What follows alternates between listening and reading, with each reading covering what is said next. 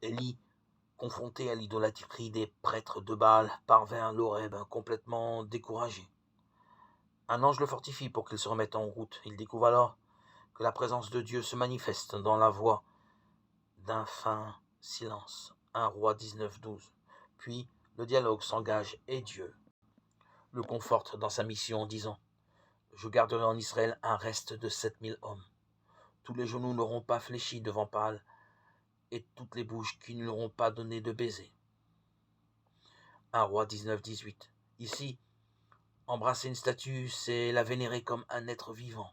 Et de ce fait, c'est un acte mensonger et idolâtre. Car dans la Bible, Dieu se révèle comme le tout autre. Le baiser peut aussi se faire piège quand il est donné par intérêt ou hypocrisie. C'est ce que fait Absalom, qui tente de renverser son père David. Il cultive sa renommée en abandonnant ceux qui viennent chercher justice au palais de son père. Et il leur décrit le bon gouvernement qu'il mènera s'il a le pouvoir.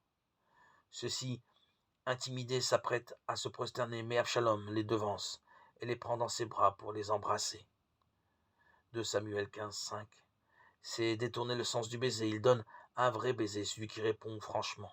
Proverbe 24:26. En ce qui concerne le baiser d'amour, Jésus exprime des gestes de tendresse, en particulier auprès des enfants que les apôtres repoussent. Il les embrassait et les bénissait en leur imposant les mains. Marc 10:16.